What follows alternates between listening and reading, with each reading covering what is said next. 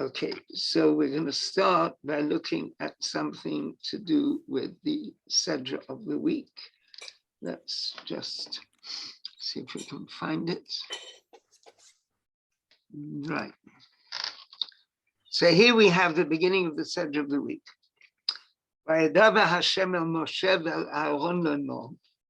God spoke to Moses and Aaron saying, Zot Chukat HaTorah. This is the statute of the Torah. That's the normal way we translate it. This is the statute of the Torah, Asher Tzivah Hashem Lemor, which God commanded, saying, Daber b'nei Yisrael, speak to the children of Israel, v'yikchu elecha, and let them bring to you, Farah Aduma, a red heifer, a red cow, Tmima, which is perfect, Asher ein bamum, which does not have any blemishes, Asher lo ala alea ol, on which there's never been a yoke. And it goes on speaking about the whole law of this red cow. And if we just see another sentence or two, when the tatemota el Elazar Kohen, you should give it to Elazar the priest, that's the son of Aaron, and he should take it out, el michutz lamachane, outside the camp. So we have the camp of the Israelites in the desert, we have the sanctuary in the middle of the camp, and then we have the Levites camped around the sanctuary, and then we have the 4 camps of Israelites, north, south, east, west, all around the sanctuary. But here it has to be taken outside the camp, and v'shachat ota lefanav, and then it should be slaughtered. And v'lakach Elazar Kohen midama be'etzba'o, Elazar the priest should take some of its blood with his finger, v'hizah, and he should sprinkle it, el nochach pnei oil ma'ed, towards the face, the entrance of the tent of meeting, that means the sanctuary, midama, from its blood, sheva pa'amim, 7 times. And then they, having slaughtered the animal, they burn it, and then they throw in a cedar wood and hyssop and crimson wool, and throw it into the burning, the fire which is burning, and then v'chibes begadav hakohen, the Kohen who's been doing all this, preparing this red heifer, he now has to wash his clothes, v'rachatz b'saro b'mayim, and he should wash his body in water. In other words, he has to go to the mikveh.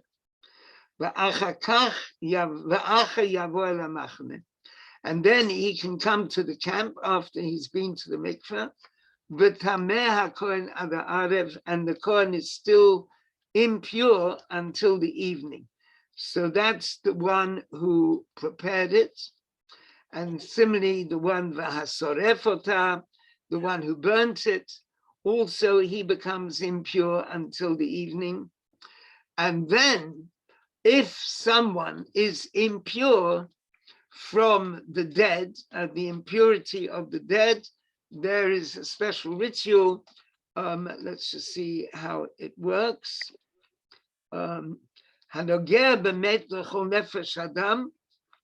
Someone who touches a corpse, a human corpse, he should be impure for 7 days.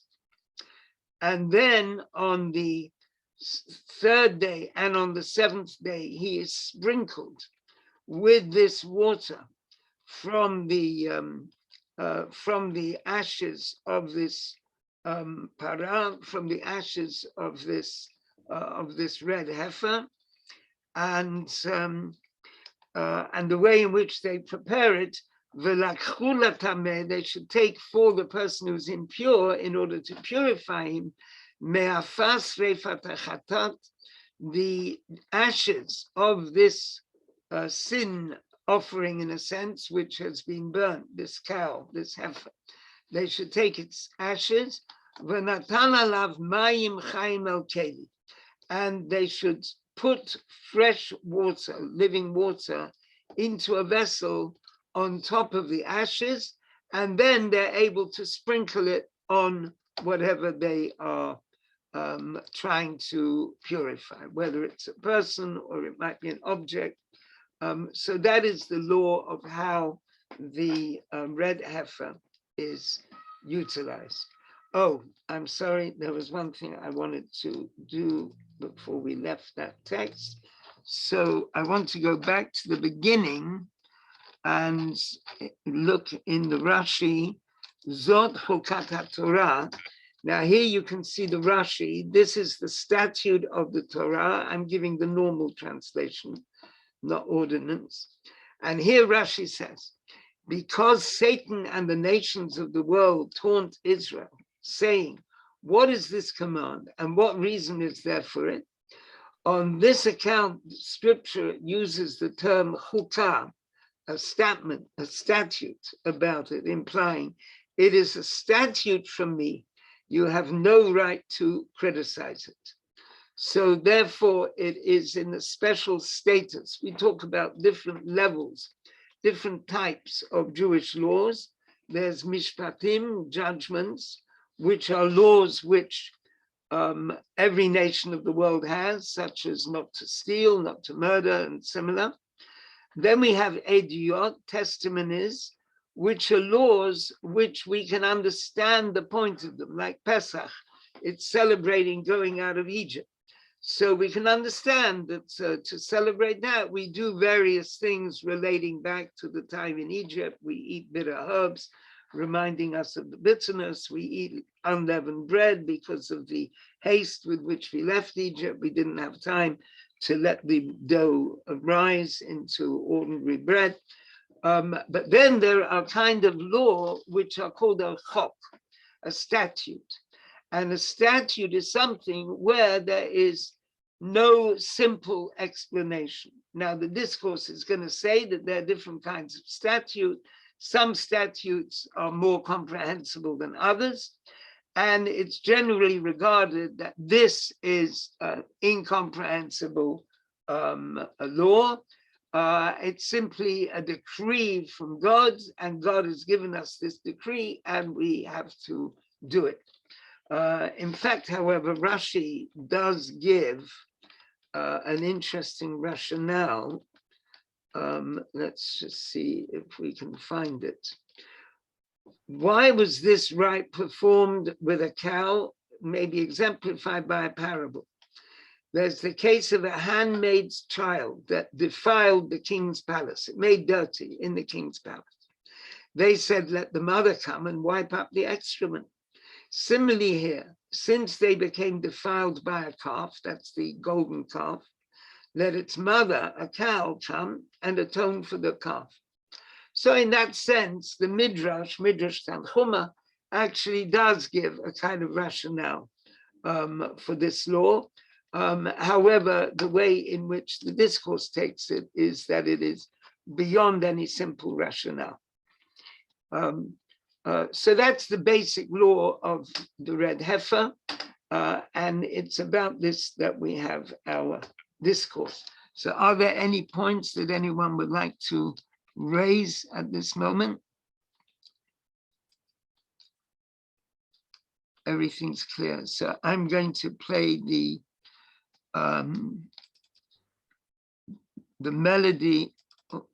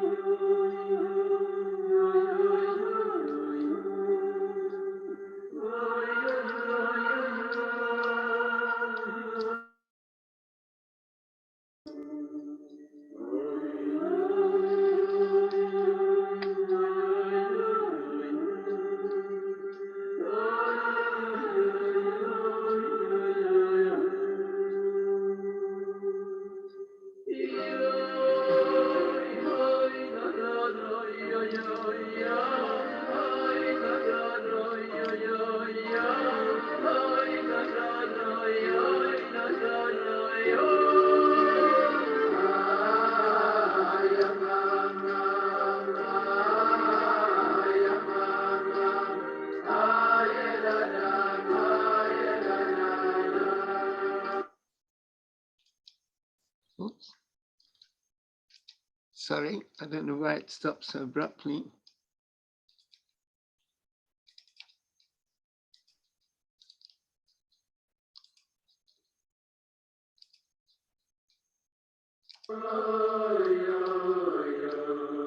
Okay, I don't know. It seems to stop abruptly. I don't know why. Okay, so let's find the discourse, which is what I've been looking for. And it is here somewhere. Sorry about this.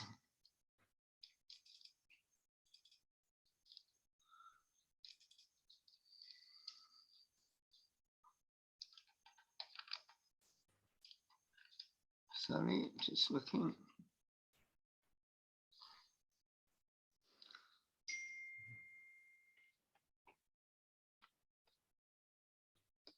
There. Okay, so now I'll share the screen. Okay. Hi, Eve. Nice seeing you. Hi, nice to see you. I'm glad you're better. Yes, thank God. Yes, thank you. Thank God. Okay, so here we have the text. Let's see if we can make it a bit bigger. Right.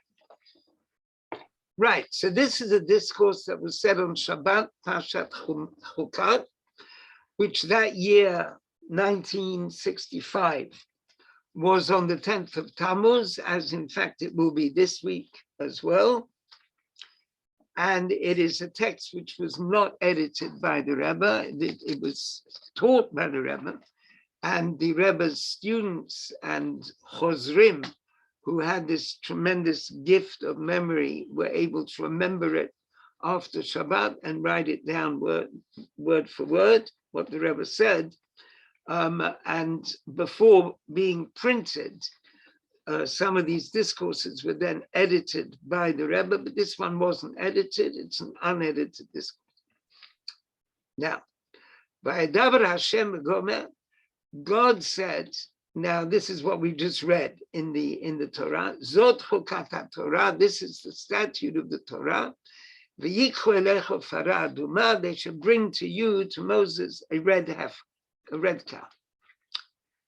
Umavoah b'likutei Torah. Now in Likutei Torah, which is the collection of teachings of Rabbi Shneur Zalman of Ladi, the founder of Chabad, it explains inyan parah aduma, the concept of this red heifer, shenem ba, about which it says Chukat HaTorah, the statute of the Torah. Now, putting it in this way, the statute of the Torah is a very interesting way of putting it. It's like putting it at some pedestal. This is the statute of the Torah. And what it explains in Likutei Torah by Rabbi Shneur Zalman, Shezeu lefi, this is because Shemitzvat Parah Aduma, the command of the red cow, hi klalut haTorah, is the general principle of the Torah. Now that's a very striking statement, right? We all remember the story of someone who asked Hillel, tell me the whole Torah while I stand on one foot. And Hillel said, which I'm sure you all remember, what you don't like, don't do to anyone else. That is the whole Torah, the rest is commentary. So here, and there's another place where a similar statement, V'ahavta l'recha kamocha, it says in Parshat Kedoshim, you should love your neighbor as yourself. And Rabbi Akiva says, Zeh klal gadol b'Torah. This is a great principle, or the great principle in the Torah. Now here, we're hearing that this red heifer, this mysterious ritual to purify the impure, he klalut haTorah, is the generality of the Torah. Now, how can it say that? In what way is this the general principle of the Torah? Now, here's a rather mysterious way of looking at it. Let's try and see if we can understand it together. Ki klalud inyan Torah, because the general idea, what the Torah is about, and the mitzvah, u'sha'al yedei zeh, is that through Torah, through mitzvah, through a Jewish lifestyle, Yavo Adam, the person should come, lebchinat ratzo vashov, to a quality of ratzo vashov. Now I'd like to pause here for a minute. Ratzo vashov literally means advance and retreat.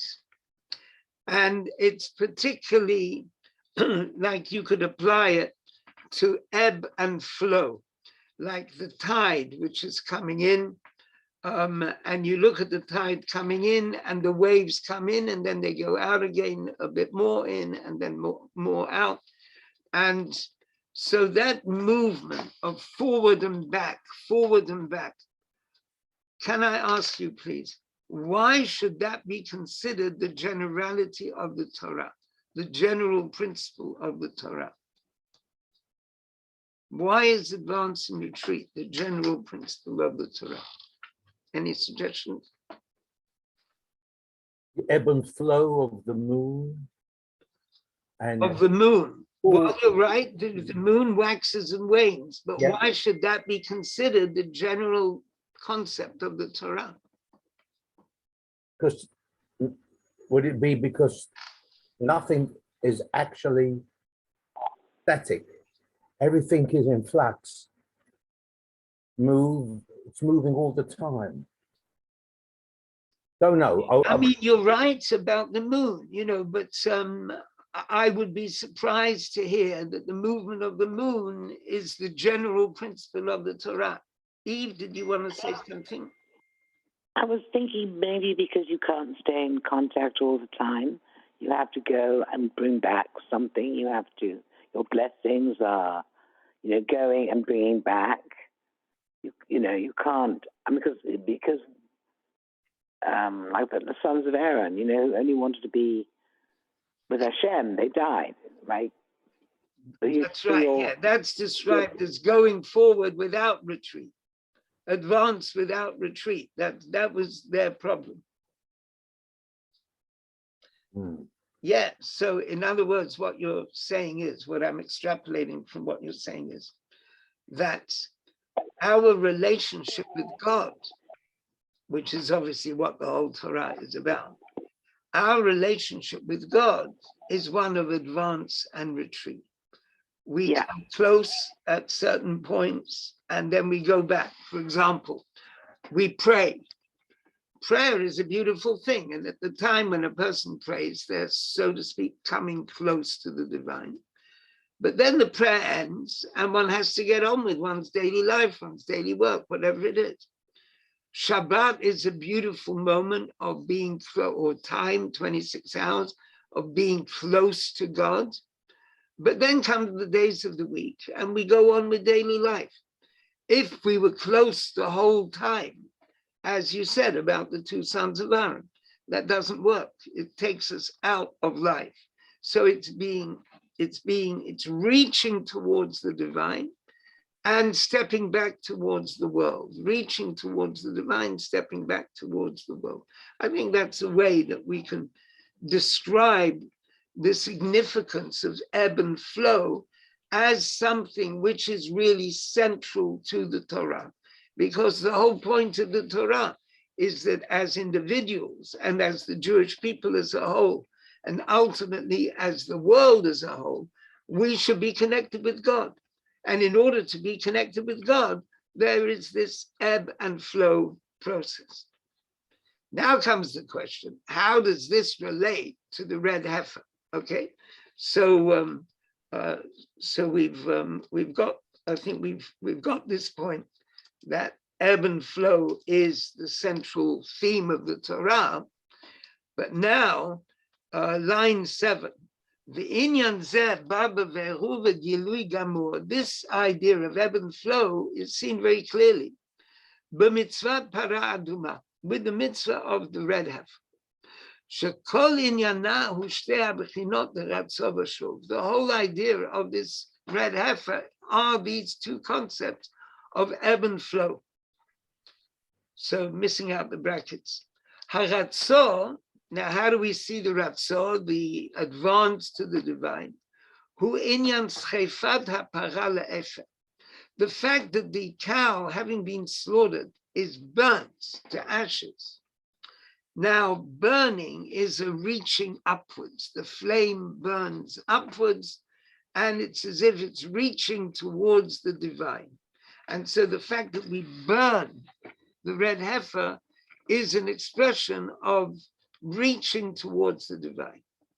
Bahashov, and the return, the retreat, Hu inyan v'natan alav mayim chaim el keli, is this verse that we did just read a minute ago, putting pure living water into the vessel. You put the ashes in the vessel and then you pour water. Now that pouring of water from above downwards is seen as the movement down. So there's the burning is the movement up, and the putting of water in the vessel with the ashes is the movement down. So it's a little bit poetic, if you like. You know, it's taking this ritual, and which is a decree from the divine, and it's seeing in it the burning, which is the reaching upwards, and the flow of water down, which is the return to the lower world.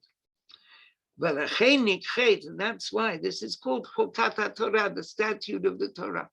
So in other words, this mitzvah of the red heifer seems to incorporate in itself the idea of movement up and return below in these two details of the way it's prepared, looked at in this particular way. And the movement up and return below is something central in spiritual life for every human being, connecting with the divine and also keeping one's feet on the ground. So therefore, that's why this is called Chukat Torah, the statute of the Torah. Now, the Rebbe compares this. This was a statement by Rabbi Shneur Zalman in his Hasidic teachings. But now the Rebbe asks, Ach tzarich lahavin, but we have to understand. How does this link with the normal explanation? When it says, this is the statute of the Torah, it's talking, it's talking about this mitzvah, this command, which is a statute. It's not something that we understand properly, or maybe that we don't understand at all. It's not understood in ordinary rational terms. Whether we're talking about the idea of bringing purity, the point about the red heifer is that if someone has become impure from the dead, the ashes of the red heifer sprinkled upon the person with water, that takes away that impurity. So, I mean, obviously, purity and impurity is itself a theme which is beyond ordinary rational comprehension. It's not an ordinary rational idea. The idea that if someone is under the same roof as a corpse, that person becomes impure, and everything else under that roof could be objects, household objects, whatever it might be, they also become impure from the dead because there's been a corpse under the same roof. And or if a person actually touched the corpse. Now, one of the biggest mitzvot in the whole list of Jewish mitzvot is the preparation of the dead for burial, which is performed by a group of people rightly termed Chevra Kadisha, the sacred company, the sacred group. And there are two groups in every Jewish community, a group of men who prepare, unfortunately, if a man has passed away, they prepare his body for burial. And similarly, a group of women who prepare the body of a woman for burial. Everyone should live, be healthy.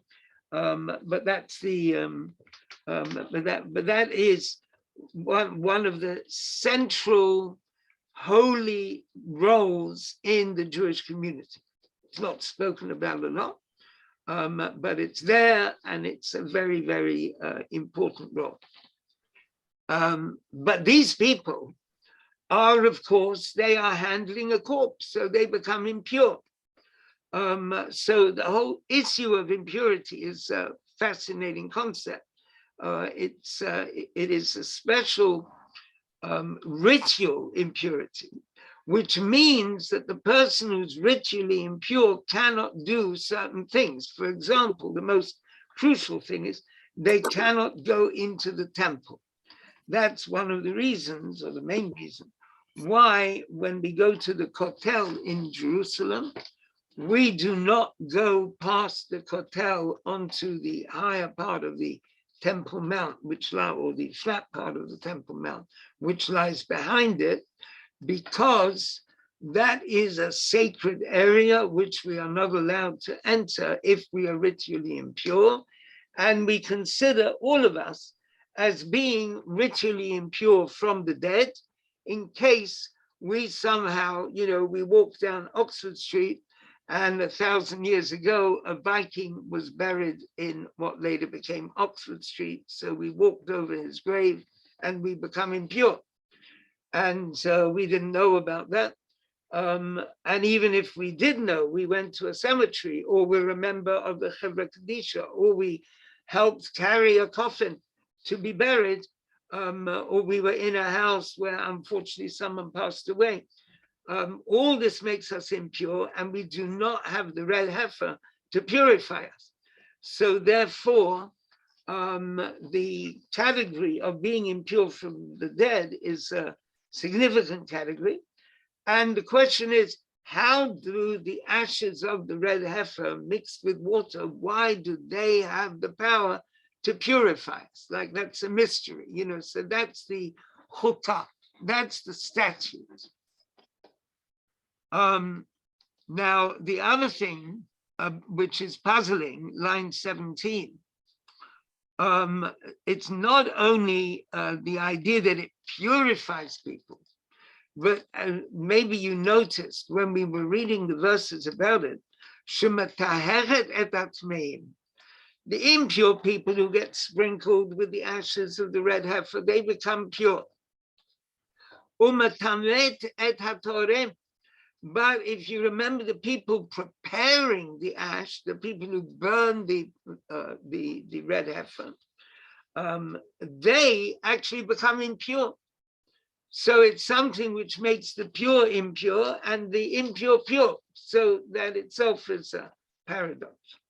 Then there's another thing about the making of this, the preparation of this Red Heifer. It has to be outside the three camps, outside the camp of what's called the camp of the divine presence, the camp of the Levites, and the camp of Israel. So it's right outside the camp. Heifer kol hakorbanot, the opposite of all the other offerings, shemukomam bifnim dafka, which are specifically inside the sacred area of the sanctuary. And as Rashi said, which we looked in Rashi, that the Satan and the nations of the world make fun of the Jewish people. They say, what is this mitzvah for you? What is the reason for it? It's irrational. And so therefore it's a statute, it's a decree before God, which we cannot question. It's simply, we can explore different aspects of it, but fundamentally it's a decree from the divine. And in fact, the Rebbe suggests here that while there are other mitzvot which are called chukim, which are called statutes, like let's say kashrut. Kashrut is a statute.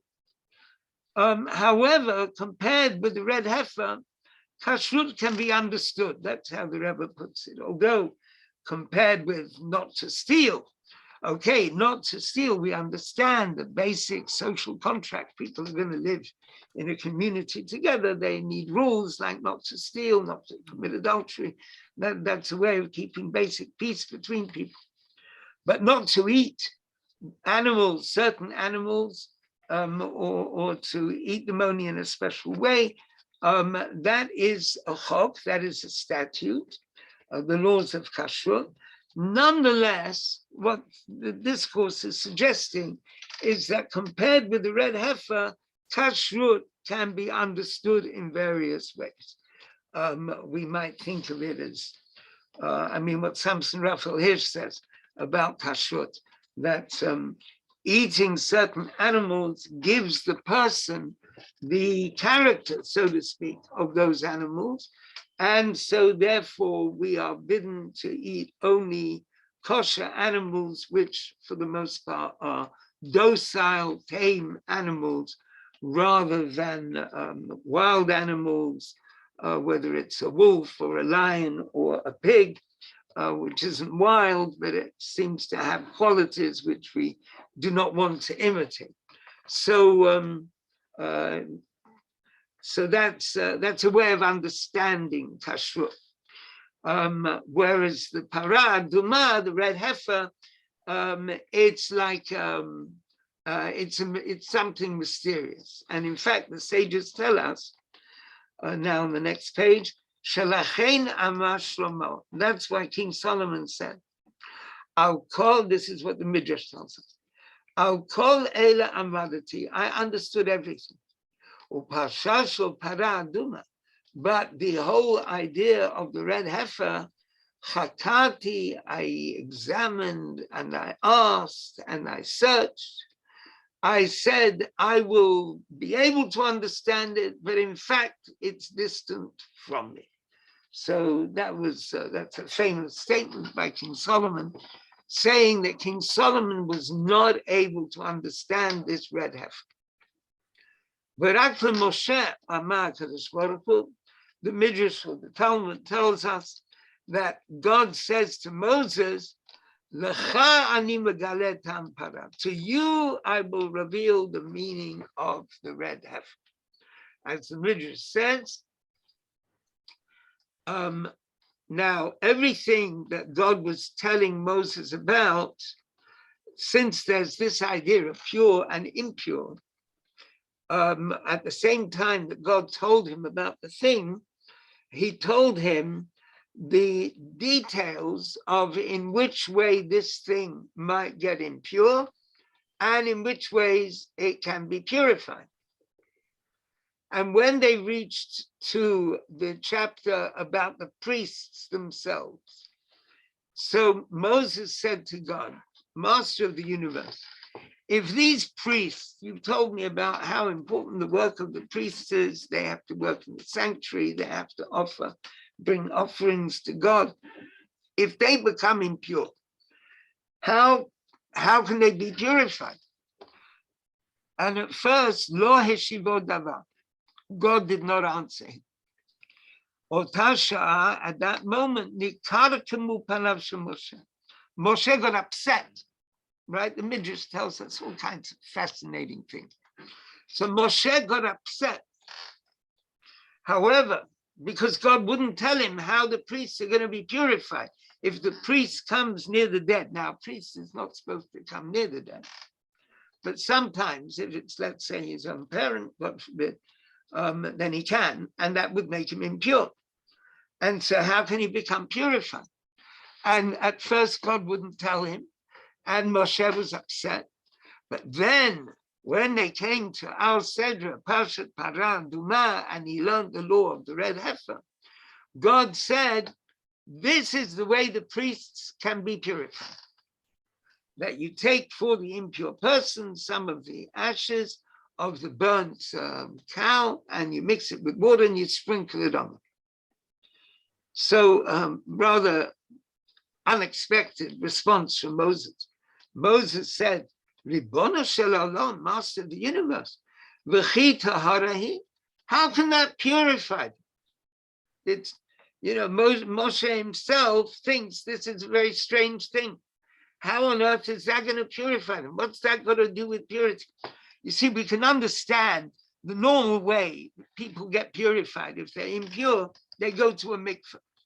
All right. So we can understand, like, impurity is not dirt, but it's some kind of spiritual, it's a spiritual kind of dirt. So when we wash in water, we can remove physical dirt.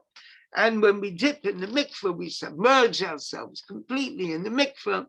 We can somehow empathetically understand that that is a way of spiritually purifying ourselves. One of the things about the mikveh, tefillah, the word tefillah has the letters habitul, selflessness. By the fact that the person dips in the mikveh and underwater, at that moment, it's as if they're suspending themselves. And that moment of selflessness, that is what brings purity to them. So if you're talking about a mikveh purifying a person, there are various ways we can understand it. Another way is the mikveh is supposed to have 40 measures of water in it. And this is compared with the flood that was 40 days on the earth, the rain falling for 40 days. And that, so to speak, purified the earth of the violence and negativity that had been there before. And so in the same way, there's our kind of private flood. We enter into the mikveh, submerge, which is 40 measures of water, submerge ourselves under the water, and that brings purity. Okay, so there's a sense in which that makes, we can understand that. But just to be, you take a heifer, a cow, slaughter it, sprinkle the blood towards the temple, burn the entire body, take some of the ash, pour water on that ash, and then sprinkle the person with the ash and the water together. Why does that have any effect? So that's what Moshe is asking. So Moshe says, "V'chi tahara, is this really purity?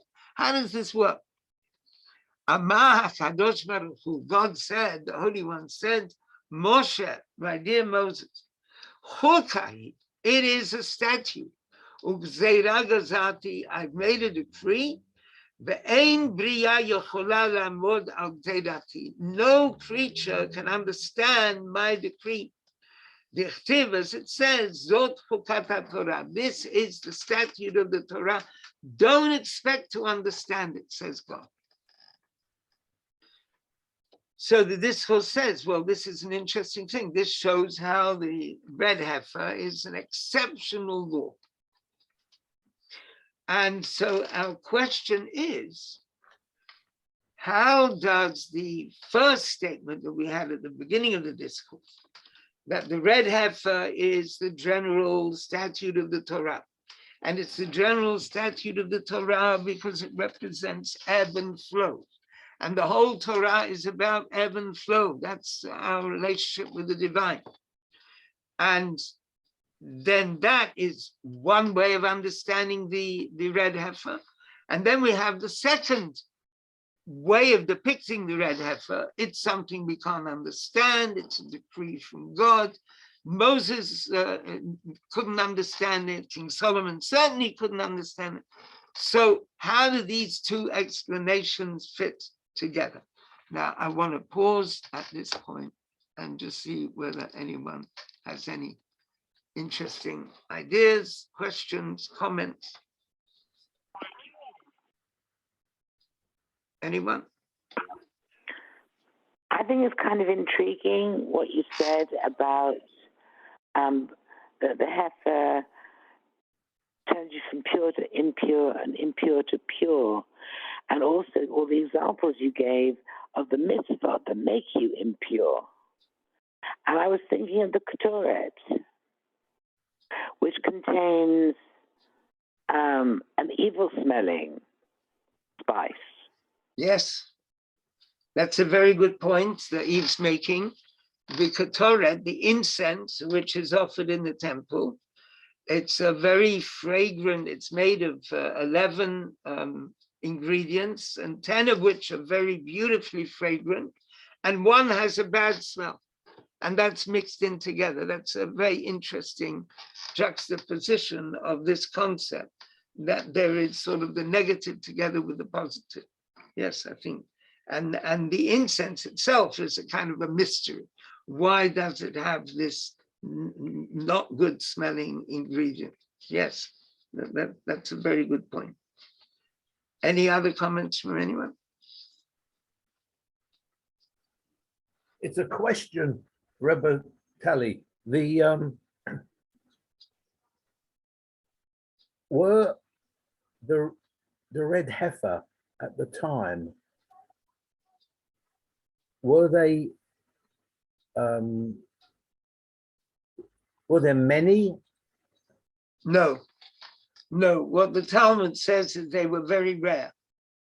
Like now? They were very rare in the time of the temple. They were very rare, and if someone had a red heifer and the sages needed to buy it, they would spend a lot of money buying it. So it was a very rare thing. So what happened? It's like a freak. It's like a calf, a female calf is born completely red, and it was it's sort of the equivalent of an albino.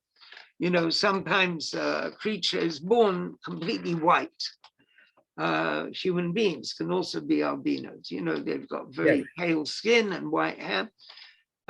So the same over here with the red heifer. Suddenly there's born a red calf, and whoever has that born in their herd, they look after it very carefully, make sure they don't put a yoke on it, they don't disqualify it in some way.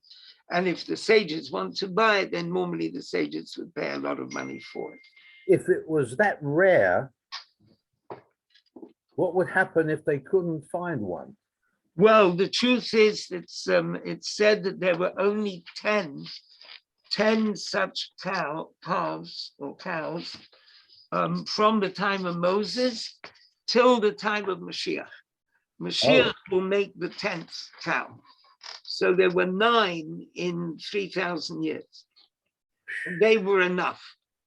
The burning of the red cow produces a certain quantity of ash, and you only need a tiny little bit of ash to purify a person, and you can purify 100 people all at once. And so it was used very, very slowly. That seems to be the case. Okay, let's get back into it now. Hi, Tzipora, nice seeing you. Now, let's. Nice to see you, Tali. Be well. Thank you. Now we're going to look at another dimension of this. This is chapter Bet in the discourse, which is from 1965. Let's examine what it says in Rabbi Shneur Zalman's teachings. Chukat Torah, that the word Chukat Torah, we've been translating it up to now as statute, Chukat, statute. But it relates to the word Chakika, and Chakika means engraving. The Ka'e ala Torah kafi shehi b'shosha u'mekora. It's referring to the Torah the way it is in its very source and root. Shesham, and there, he b'fchinat otiyot hachakika. The Torah is there in a way of being engraved letters, like the engraved letters on the 10 Commandments, on the 2 tablets of stone of the 10 Commandments. And you might remember that there is a comment by the sages that the engraving on the 2 blocks was actually 2 blocks of sapphire. The 2 blocks of sapphire which Moses brought down the mountain, and the 10 Commandments are engraved in Hebrew on those blocks, that the engraving went all the way through the tablets. It wasn't just stretched out on the top. It went all the way through. So the letters went all the way through from one side of the block, the sapphire block, to the other side. So now we're going to explore different ways of writing, because the Torah is written. And so there are different levels of writing. Now, if we say that the red heifer is called Chukat, the statute, but also relating to the word Hakika, engraving, it relates to the highest level in the way in which the Torah is expressed in the written letters of the written Torah. Like in Gashmiot, in ordinary physical terms,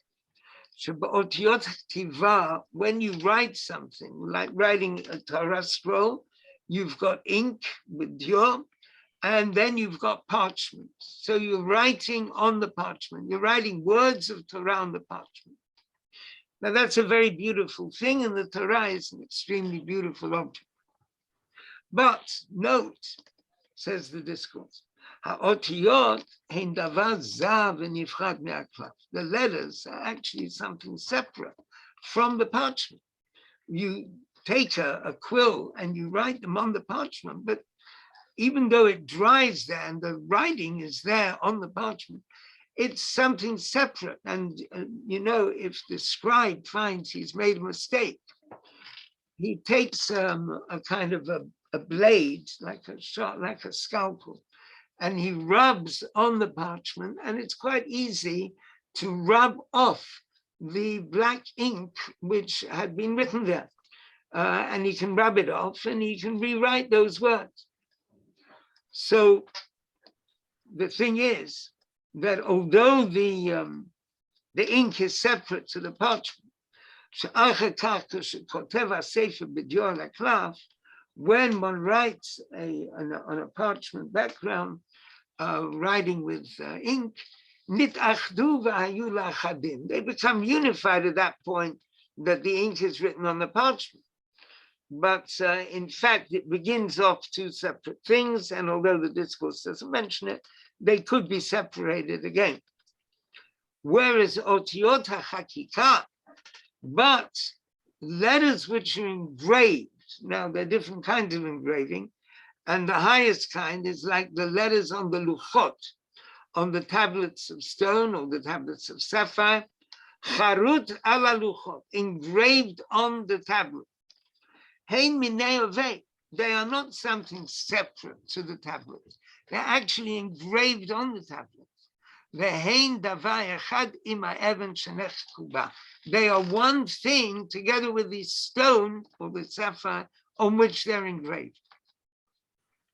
So we've got two kinds of writing. We've got writing like ink on parchment, where the ink is really something separate to the parchment and it gets written on the parchment. That's very nice and it's unified as a text. But in fact, although the discourse doesn't mention it, it's a little bit fragile. You could quite easily rub off the letters from the parchment. And then we have another kind of writing.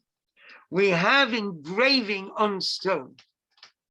And so this engraving, now it explains in a teaching by Rabbi Shalom Dovber, that's the fifth Lubavitcher Rebbe. He wrote most remarkable discussions of Jewish thought and Hasidic thought. So he explains, he explains that in the idea of engraving letters, there are actually two levels. There's ordinary engraving, Chakika Stam, and then there's engraving from one side to the other, like the letters on the tablets that Moses brought down Mount Sinai. That it says, there's a verse which says, Mishnei Evreim, on both sides, you could read the words, Mizeh u'mizeh em ktuvim. They are written on both sides. And the way the sages understand this is that it's an engraving which goes right through the stone or the base of the tablets. And as we said, the tradition is that they were sapphire. So it's an engraving that went all the way through the sapphire, from one side to the other.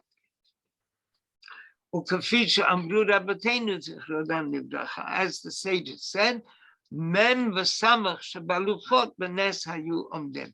The letter Mem, the final Mem, which is like a rectangle, and Samach, which is a circle, they were held there by miracle because if the letters mem is engraved all the way through, and similarly the letter samach, then the middle would fall out. Yes, to just putting it in very simple terms. How is the middle of the letter going to be there if the rest of the letter is engraved all the way through?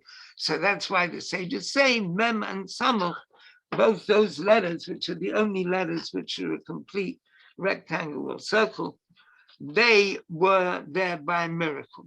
You know, if it's a letter vav or chet, you can understand that it's engraved all the way through, and there's another part of the letter which is able to sort of hold it in place. But in the case of mem, an end of mem and a samach, it had to have some miraculous intervention in order that the letter should remain. Now we have two different ways of understanding the letters of engraving.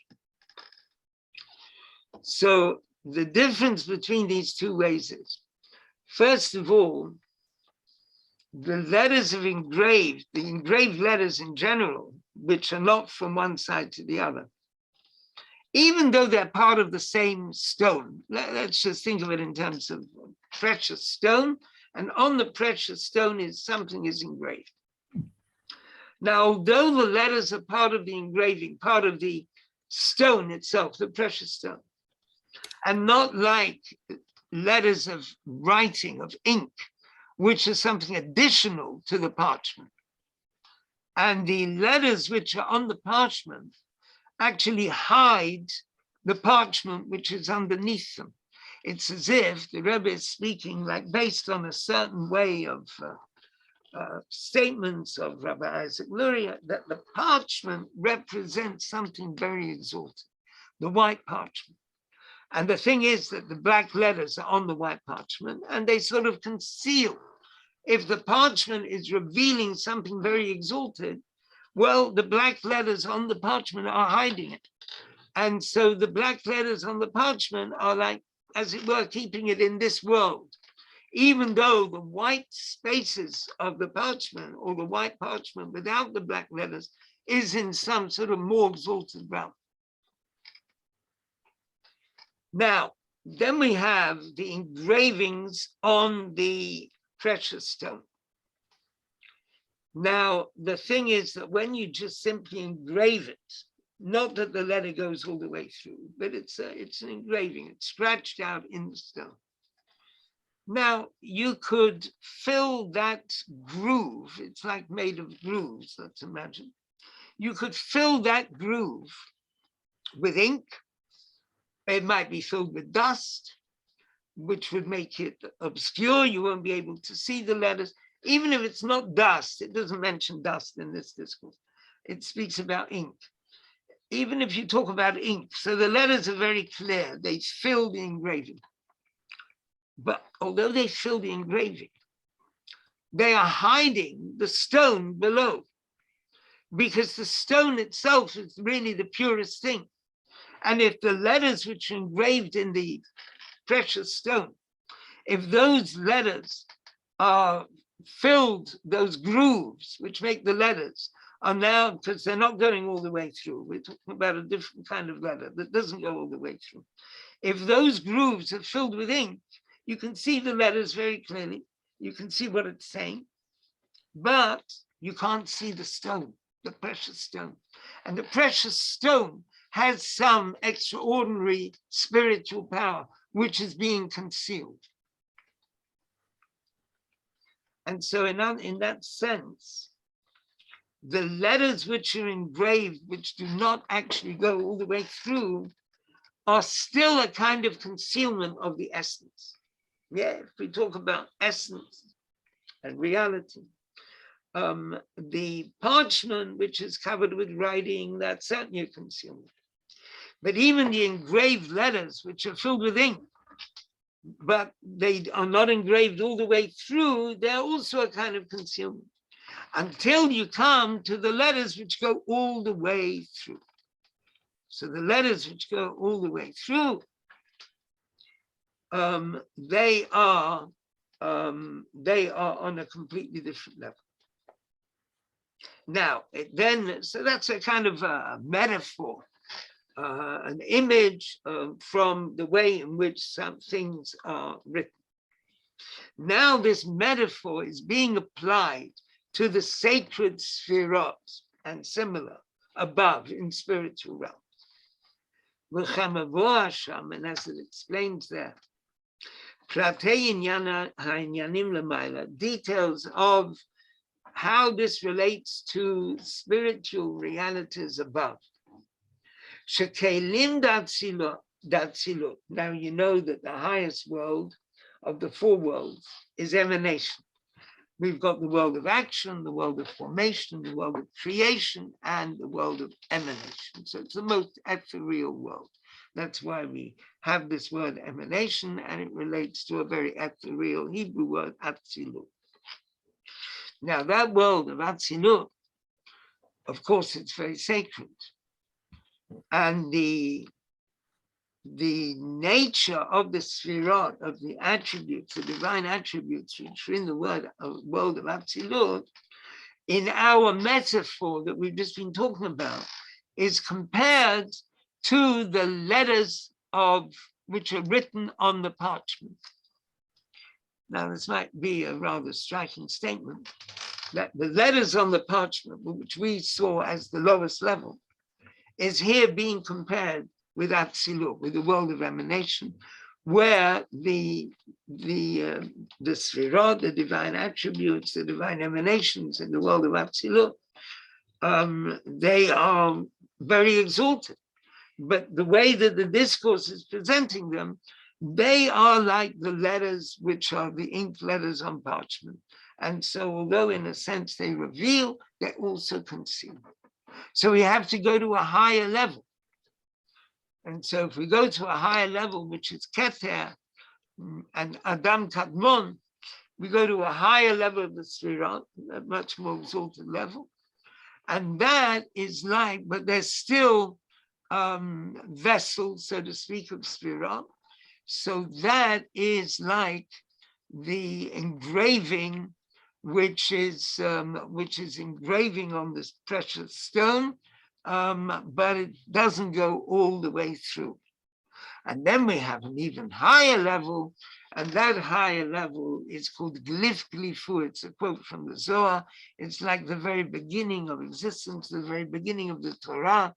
And that engraving in the sort of ultimate unity, that is the way in which that's the very beginning of the whole process of creation and of revelation of the Torah and the Mitzva.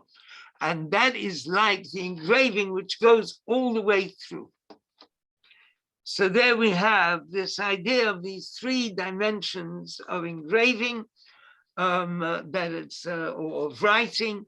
One is that it's ink on parchment, and the other one is that it is engraving, but it doesn't go all the way through. And then finally, the third level, that it goes all the way through.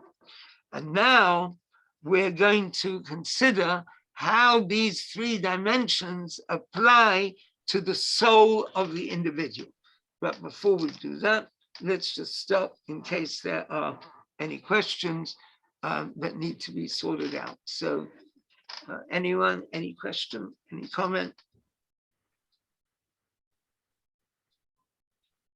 No. The purpose of the sapphire, what if you know? You see, the word sapphire in Hebrew, yeah, relates to the word mesaper, tell, communicate. There's a phrase, the heavens tell the glory of God, and it uses the same root, Hashemayim mesaprim. The heavens tell the glory of God. So when you look at the heavens, you get an intimation of the glory of God. The sapphire stone, the 10 Commandments, is expressing the Torah in a very profound and beautiful way. Mm. So the fact that the 2 tablets of stone on which the 10 Commandments were made, were engraved, are in fact sapphire tablets, that makes a lot of sense. That's the kind of simple rationale. Yeah. I'm sure there are lots of other reasons, but that's a simple way of understanding. Okay, are we all right so far? We haven't fallen out of our seats. It's all straightforward.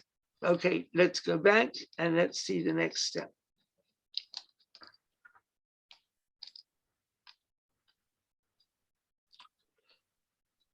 Now, section Gimel, let's consider these different kinds of writing the way they are in the soul of a person. And from that, we will understand how that relates, how also the term statute, which means engraving, have an affinity to each other, and that will bring us back to the Red Heifer. So let's see if that's going to work, and if I'll be able to, whether or not I'll be able to explain it, and whether or not we'll be able to understand it together. Now, we're now looking at a very interesting perspective on the individual. We're looking at ourselves through a kind of Hasidic Kabbalistic lens. And we are all aware of what we consider a very, very important part of ourselves, our mind, our intellect. Now, to what extent is the intellect of a person themselves? Right? And so what it says here is that the intellect of a person, in a sense, it's an addition to the essence of the person. So, for example, there are changes in intellect from youth. A baby has one level of intellect, and then as he or she gets older, there are other levels of intellect, and as they get older still. So that's all changes which are taking place within the person. So it means that the essence of the person is something else. It means the intellect is not the essence. It's an additional thing. It's very important and so on, but it's not the essence of the person.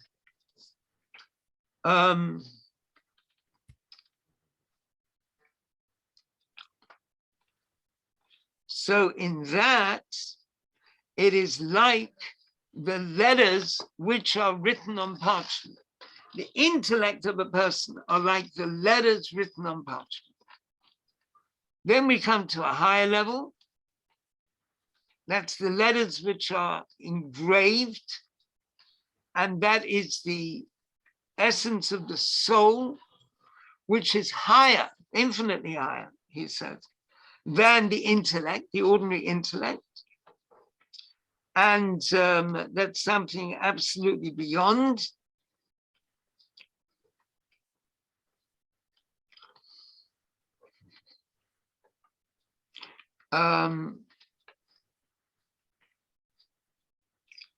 And 1 second.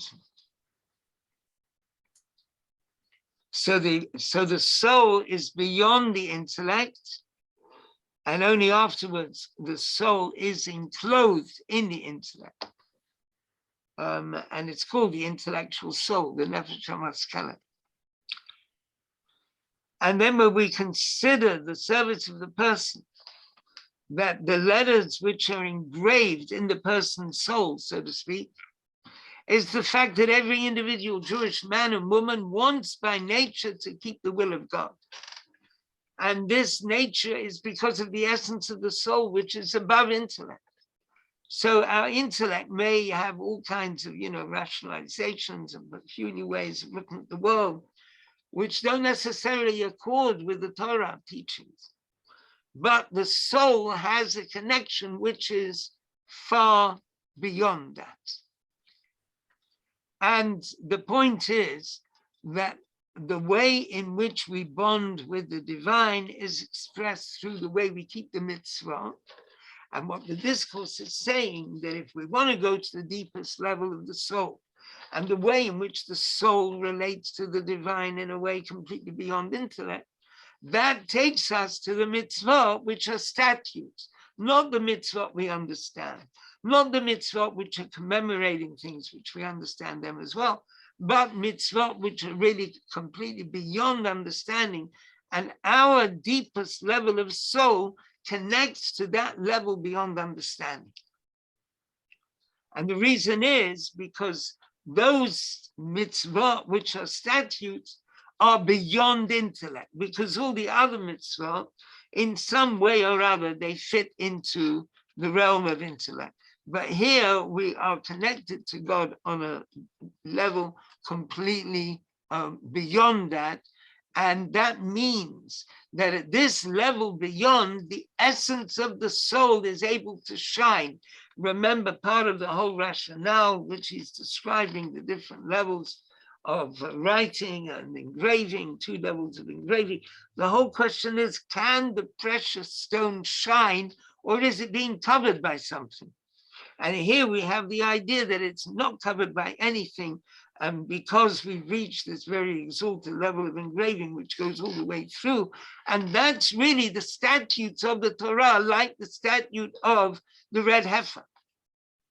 And so that's why the Red Heifer is really the statute of the Torah, because it's something that goes beyond all the other laws of the Torah.